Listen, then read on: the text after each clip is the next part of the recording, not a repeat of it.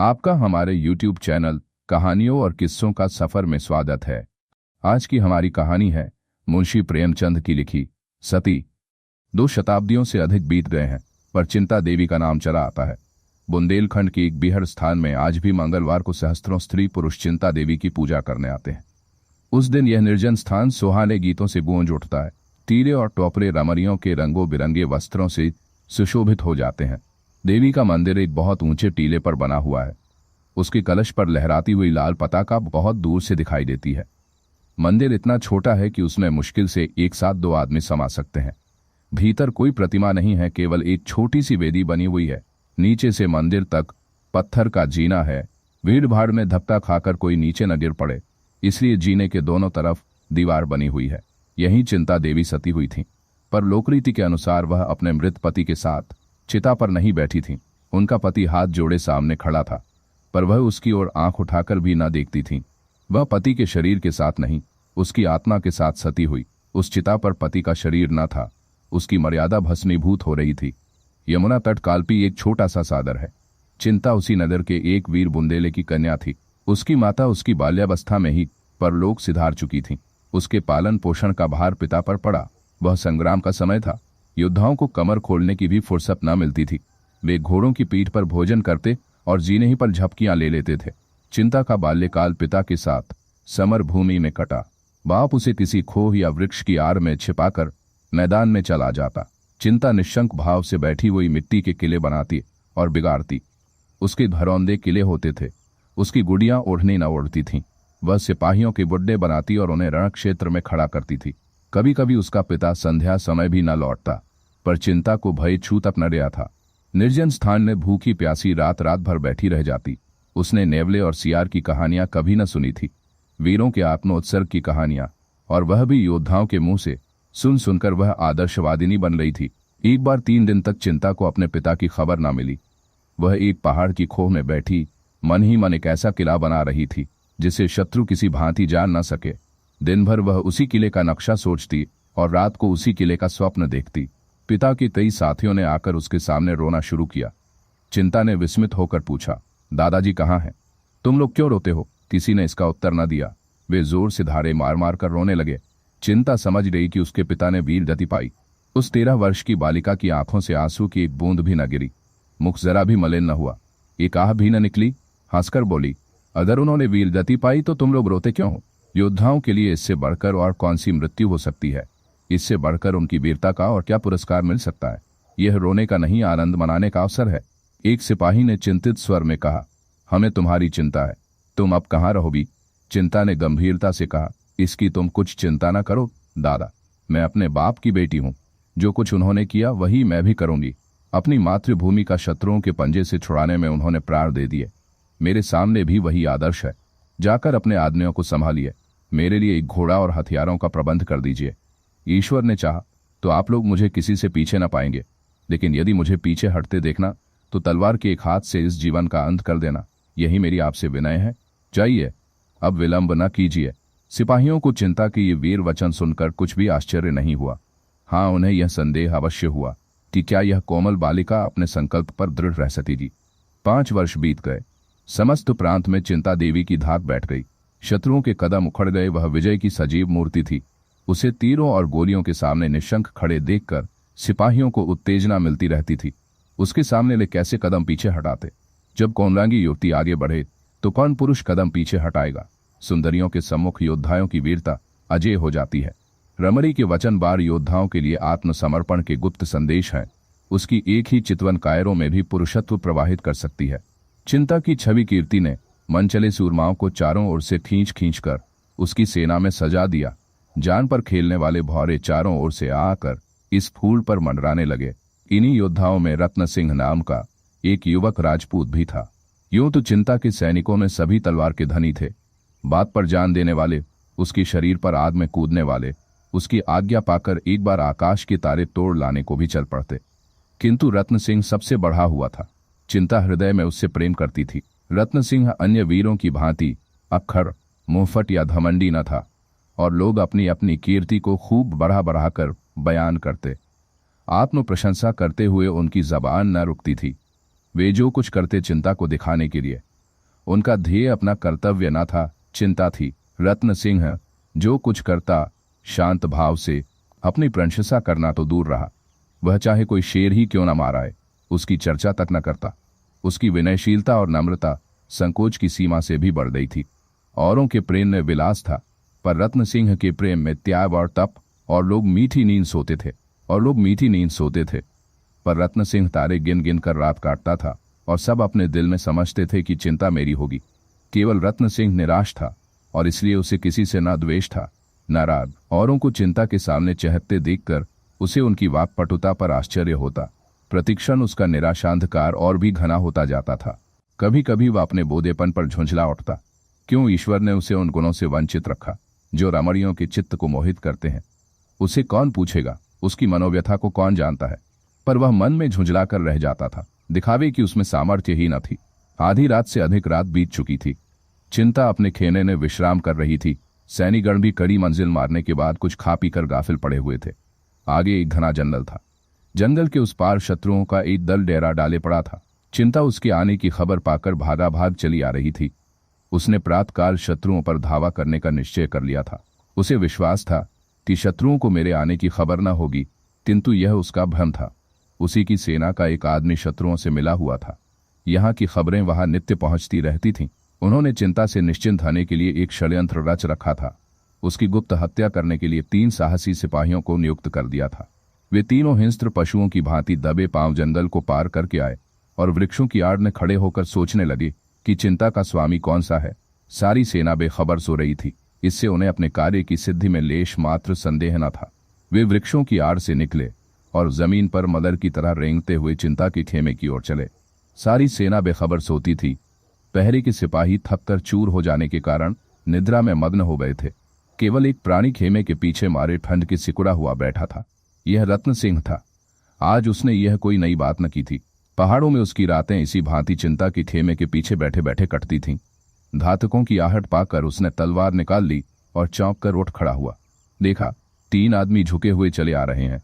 अब क्या करे? अगर शोर मचाता है तो सेना में खलबली पड़ जाए और अंधेरे में लोग एक दूसरे पर वार करके आपस ही में कट मरे। इधर अकेले 3 जवानों से भिड़ने में प्राणों का भय। अधिक सोचने का मौका न था। उसमें योद्धाओं की अविलंब निश्चय कर लेने की शक्ति थी। तुरंत तलवार खींच ली और उन तीनों पर टूट पड़ा। कई मिनट तक तलवारें छपाछप चलती रहीं। फिर सन्नाटा हो गया। उधर वे तीनों आहत होकर गिर पड़े, इधर यह भी जख्मों से चूर होकर अचेत हो गया। प्रातःकाल चिंता उठी तो चारों जवानों को भूमि पर पड़े पाया। उसका कलेजा धक से हो गया। समीप जाकर देखा, तीनों आक्रमणकारियों के प्राण निकल चुके थे, पर रत्न सिंह की सांस चल रही थी। सारी घटना समझ में आ गई। नारीत्व ने वीरत्व पर विजय पाई। जिन आंखों से पिता की मृत्यु पर आंसू की एक बूंद भी न गिरी थी, उन्हीं आंखों से आंसुओं की झड़ी लग गई। उसने रत्न सिंह का सिर अपनी जांघ पर रख लिया और हृदयांगर में रचे हुए स्वयंवर में उसके गले में जयमाल डाल दी। महीने भर न रत्न सिंह की आंखें खुलीं और न चिंता की आंखें बंद हुईं। चिंता उसके पास से एक क्षण के लिए भी कहीं न जाती। न अपने इलाके की परवाह थी, न शत्रुओं के बढ़ते चले आने की फिक्र। रत्न सिंह पर वह अपनी सारी विभूतियों को बलिदान कर चुकी थी। पूरा महीना बीत जाने के बाद रत्न सिंह की आंख खुली। देखा, चरपाई पर पड़ा हुआ है और चिंता सामने पंखा लिए खड़ी है। क्षीण स्वर ने बोला, चिंता, पंखा मुझे दे दो, तुम्हें कष्ट हो रहा है। चिंता का हृदय इस समय स्वर्ग के अखंड अपार सुख का अनुभव कर रहा था। 1 महीना पहले जिस शीर्ण शरीर के सिरहाने बैठी हुई वह नैराश्य से रोया करती थी, उसे आज बोलते देखकर उसके आह्लाद का पारावार न था। उसने स्नेह मधुर स्वर में कहा, प्राणनाथ, यदि यह कष्ट है तो सुख क्या है मैं नहीं जानती। प्राणनाथ, इस संबोधन में विलक्षण मंत्र की सी शक्ति थी। रत्न सिंह की आंखें चमक उठीं। जीर्ण मुद्रा प्रदीप्त हो गई। नसों में एक नए जीवन का संचार हो उठा। और वह जीवन कितना स्फूर्तिमय था। उसमें कितना उत्साह, कितना माधुर्य, कितना उल्लास और कितनी करुणा थी। रत्न सिंह के अंग अंग फरकने लगे। उसे अपनी भुजाओं में अलौकिक पराक्रम का अनुभव होने लगा। ऐसा जान पड़ा मानो वह सारे संसार को सर कर सकता है, उड़कर आकाश पर पहुंच सकता है, पर्वतों को चीर सकता है। एक क्षण के लिए ऐसी तृप्ति हुई मानो उसकी सारी अभिलाषाएं पूरी हो गई हैं। मानो वह अब किसी से कुछ नहीं चाहता।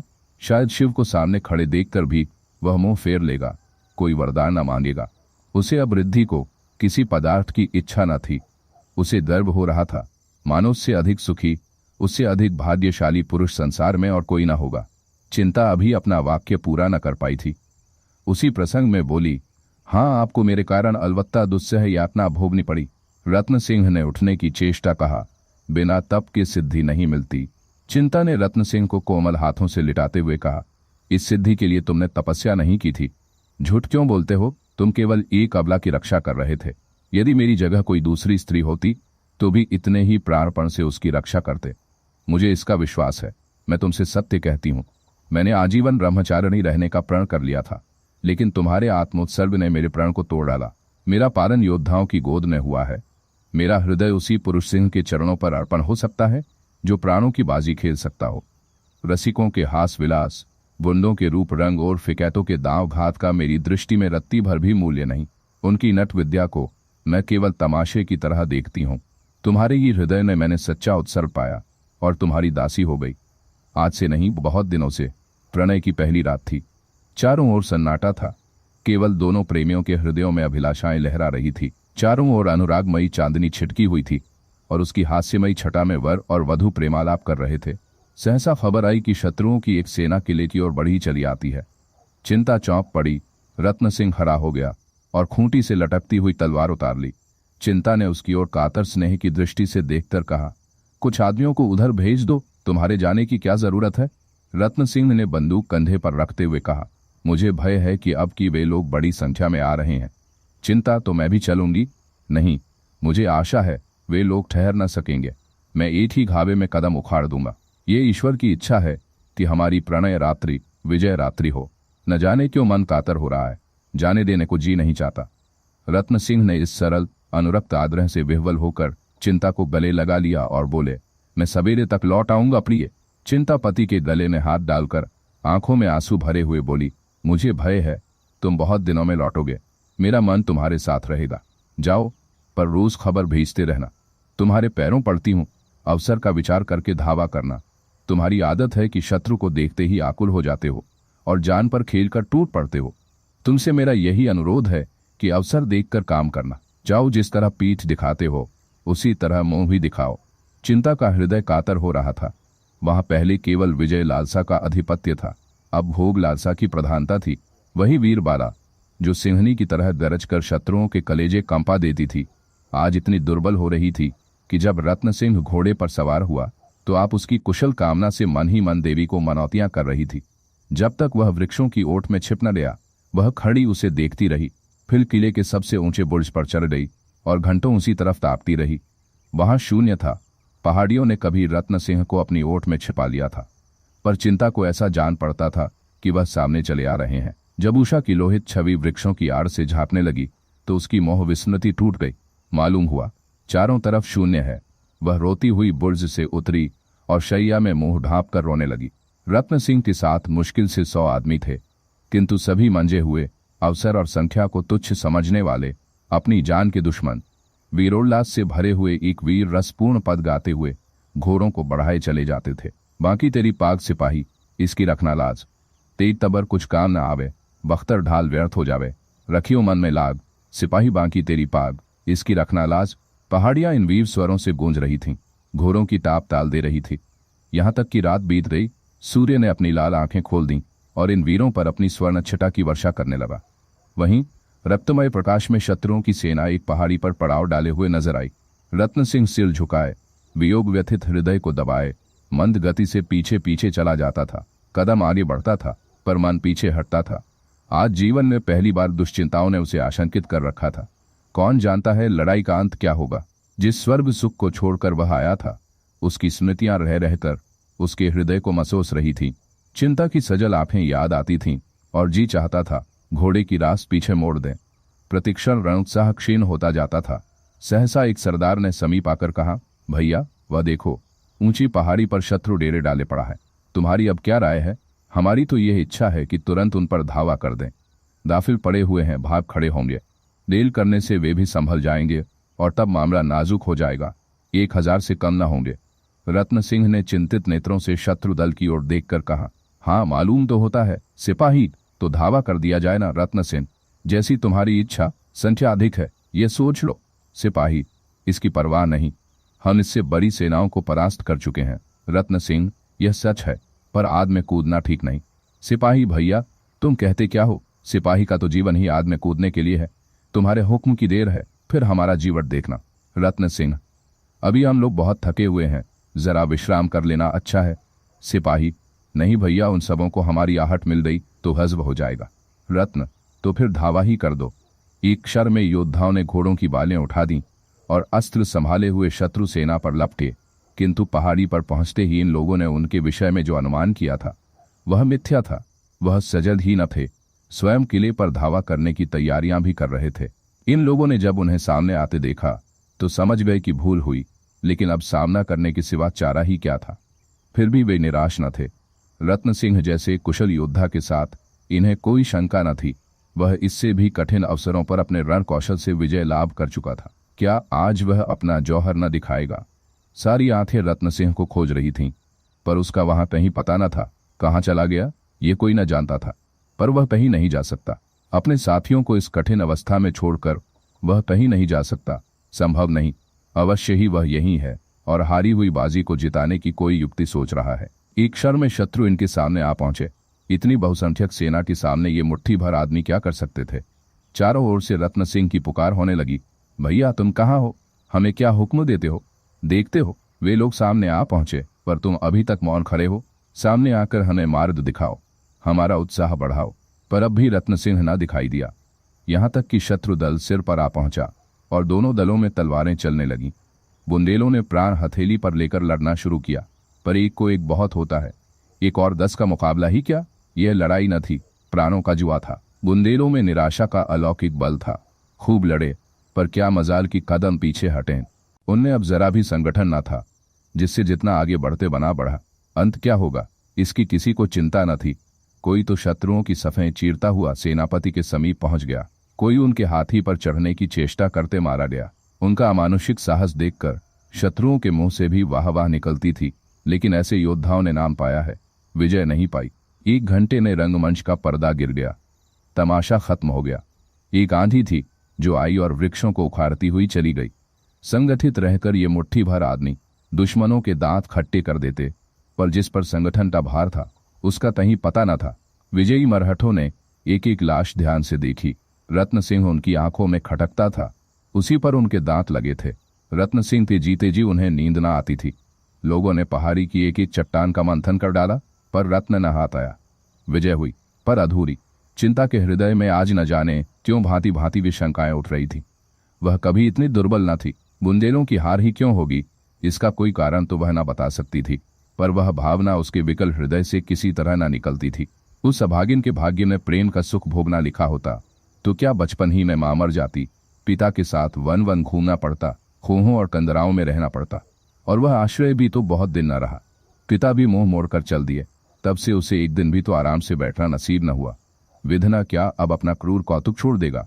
आह, उसके दुर्बल हृदय में इस समय एक विचित्र भावना उत्पन्न हुई। ईश्वर उसके प्रियतम को आज सकुशल लाए तो वह उसे लेकर किसी दूर के गांव में जा बसेगी, पति देव की सेवा और आराधना में जीवन सफल करेगी, इस संग्राम से सदा के लिए मुंह मोड़ लेगी।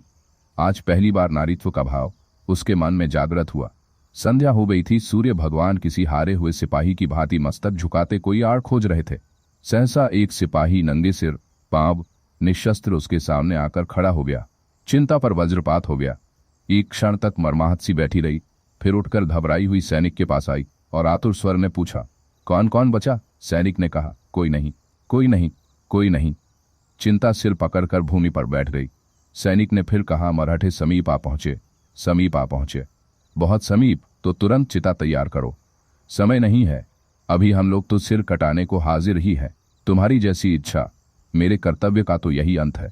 किला बंद करके हम महीनों लड़ सकते हैं, तो आकर लड़ो। मेरी लड़ाई अब किसी से नहीं। एक और अंधकार प्रकाश को पैरों तले कुचलता चला आता था, दूसरी ओर विजयी मराठे लहराते हुए खेतों को और किले में चिता बन रही थी। ज्यों ही दीपक जले, चिता में भी आग लगी। सती चिंता 16 श्रृंगार की अनुपम छवि दिखाती हुई प्रसन्न मुख अग्नि मार्ग से पतिलोक की यात्रा करने जा रही थी। चिता के चारों ओर स्त्री और पुरुष जमा थे। शत्रुओं ने किले को घेर लिया है, इसकी किसी को फिक्र न थी। शोक और संतोष से सबके चेहरे उदास और सिर झुके हुए थे।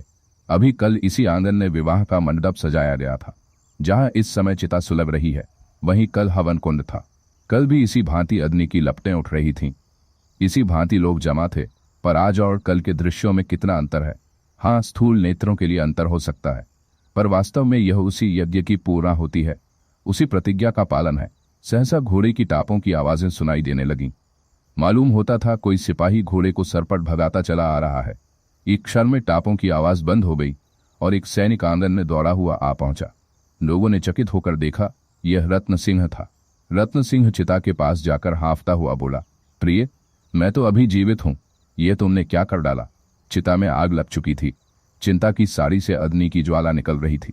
रत्न सिंह उन्मत्त की भांति चिता में घुस गया और चिंता का हाथ पकड़कर उठाने लगा। लोगों ने चारों ओर से लपक लपक कर चिता की लकड़ियां हटानी शुरू की, पर चिंता ने पति की ओर आंख उठाकर भी न देखा, केवल हाथों से उसे हट जाने का संकेत किया। रत्न सिंह सिर पीट कर बोला, हाय प्रिय, तुम्हें क्या हो गया है? मेरी ओर देखती क्यों नहीं? मैं तो जीवित हूं। चिता से आवाज आई, तुम्हारा नाम रत्न सिंह है, पर तुम मेरे रत्न सिंह नहीं हो। तुम मेरी तरफ देखो तो मैं ही तुम्हारा दास, तुम्हारा उपासक, तुम्हारा पति हूं। मेरे पति ने वीर गति पाई। हाय, कैसे समझाऊं? अरे लोगों, किसी भांति अग्नि शांत करो, मैं रत्न सिंह ही हूं प्रिय। क्या तुम मुझे पहचानती नहीं हो? अग्निशिखा चिंता के मुख तक पहुंच गई। अग्नि में कमल खिल गया। चिंता स्पष्ट स्वर में बोली, खूब पहचानती हूं। तुम मेरे रत्न सिंह नहीं। मेरा रत्न सिंह सच्चा शूर था। वह आत्मरक्षा के लिए, इस तुच्छ देह को बचाने के लिए अपने क्षत्रिय धर्म का परित्याग न कर सकता था। मैं जिस पुरुष के चरणों की दासी बनी थी वह देवलोक में विराजमान है। रत्न सिंह को बदनाम मत करो। वह वीर राजपूत था, रण क्षेत्र से भागने वाला कायर नहीं। अंतिम शब्द निकले ही थे कि अग्नि की ज्वाला चिंता के सिर के ऊपर जा पहुंची। फिर एक क्षण में वह अनुपम रूप राशि, वह आदर्श वीरता की उपासिका, वह सच्ची सती अग्नि राशि में विलीन हो गई। रत्न सिंह चुपचाप हतबुद्धि सा खड़ा यह शोकमय दृश्य देखता रहा। फिर अचानक एक ठंडी सांस खींचकर उसी चिता में कूद पड़ा। आज की हमारी कहानी है मुंशी प्रेमचंद की लिखी सती।